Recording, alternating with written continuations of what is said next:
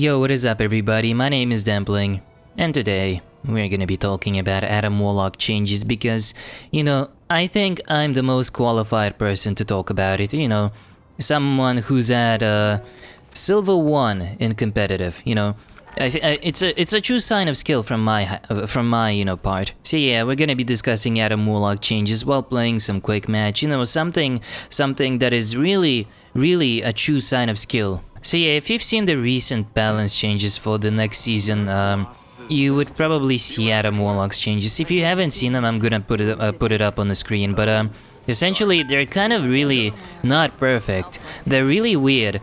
So I think I'm gonna discuss them from worst to best. The changes that are worst from best. No, the English, whatever. You understand me. So yeah, starting with this change with this soul bond. Oh my god. Starting with this change with this soul bond, that's like probably the most controversial change so far about, Adam Warlock, because that's soul bond is big part of his kit.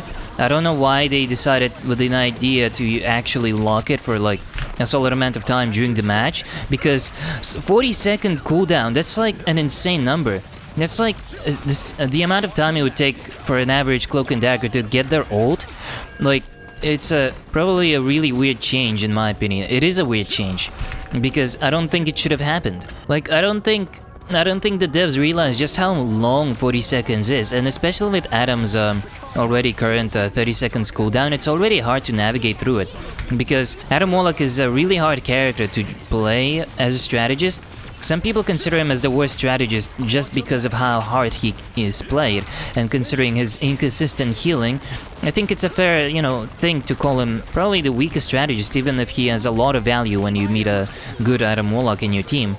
So, like, Adam Warlock doesn't work well in a team that's really uncoordinated, because if your team is really impatient and, like, pushes in too far to the point where you are forced to use your heals on them, and when the heals actually are needed to be done, you might just throw by not actually being able to heal.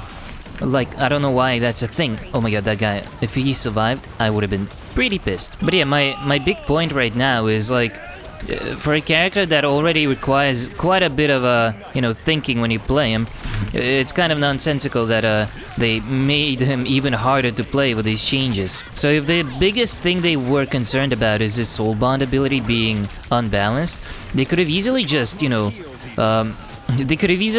made his soul bond just weaker in general. Like, that would have been enough of a change, I feel like. Like, soul bond is a really strong ability. It essentially cancels out certain ultimates from, like, actually affecting you. Oh my god, I'm barely alive. Let me born again my teammates.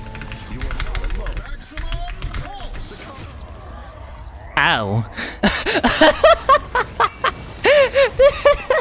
I'm so mad. There's no way that happened. Oh my god, that was actually the most unlucky born again I've ever done. Yeah, sorry teammates. Not my intention. I may have led you guys to die a second time. Wait. No one was pushing the cart? We pushed in so far, and the cart is still here. Wait, what? What were you guys doing? Huh? I thought the cart was. It was like. Okay, whatever. I guess these teammates wanted some kills, but it directly connects to the point of my impatient teammates because, that's where Adam Warlock, either is a really throwish pick or like a really good pick, because good team coordination really makes, make or win or lose situation. I don't know how to word it, but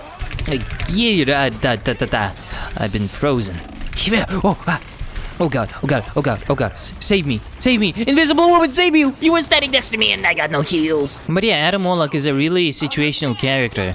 Well, like, both your team and your actions really impact how he's actually played, because if you're forced to use this utility way too much, you run out of that utility because of its cooldowns. So the biggest change with this soul bond ability, becoming 40 seconds long, it really screws over most people who play Adam Warlock, and those changes make him more difficult than needed. Like, can I hit that shot? Okay, thank you. Oh god, there was a Venom on me. And Captain America. Oh god, that's a bit not really something I'm a fan of, so I'm gonna get rid of that Venom. The second change that happened is with this ultimate where, like, as you guys have seen just earlier, all my teammates spawned with 100 health, because that is the designated amount of health that is given to your teammates when you revive them, you know, 100 health. But they're gonna change that heal, you know, revival healing to 25% of their health, like 25% of their total health. So when you revive a Vanguard, they're gonna respawn with around 250 HP compared to the usual 100 HP, which is honestly pretty great. But the only not great part about it is, like, characters that are strategists and duelists are gonna respawn with around less than 100 health, because usually these characters have over 250 health. So it's not really the most convenient, you know, thing ever, in my opinion. The fact, guys. Oh god, I saw the Iron Man. That would have been pretty spooky if I, Oh god, why are the tanks here? We get up at that. Yeah, just ignore me, Venom. No. Yes! I really wanted to kill him. I just really wanted to do that. Anyway, don't worry, Bucky, I'm gonna save you. But yeah, his ult change is interesting. I think it'll make the priority, like, targets for his revival things a bit more nuanced, because, like, if you, like, try to respawn near the enemies, you'd probably want to respawn your vanguards that are dead next to you.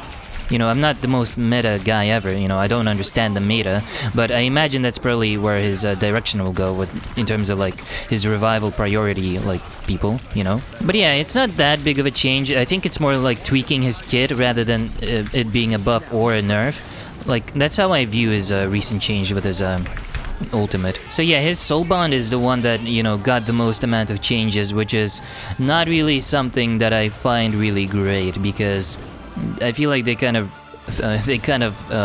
ruined it, in my opinion. Yeah, Soul Bond, you can't argue that it's an overpowered ability, but you can also argue at the same time that they could have just nerfed its effectiveness. Like, if it's so strong to the point that, like, you find it imbalanced, just nerf it a little. Do not nerf the cooldown. And if you nerf the cooldown of Soul Bond, I think the best thing you could do to balance it out is decrease the cooldown for his heals in order to make him a more consistent healer, and to make up for the fact that his Soul Bond is gonna take longer to charge up.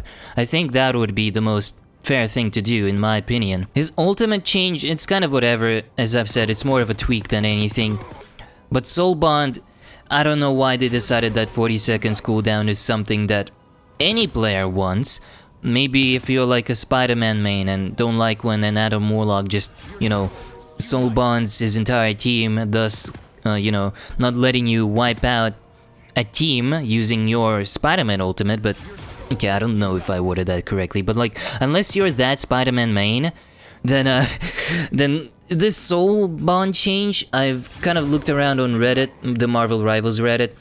Even non-Adam Warlock mains are kind of upset at this, you know, change, because it's really weird that they went with this direction for Adam Warlock. And as someone who's been learning Adam Warlock for the past month, it kind of sucks, because he's probably my favorite strategist to play, yet he receives this treatment by the devs for some reason. So yeah, let me know your thoughts down in the comments, and subscribe for more content like this. You know, I am the greatest commentary channel ever for gaming. Dempling in, Dempling out. Okay, bye.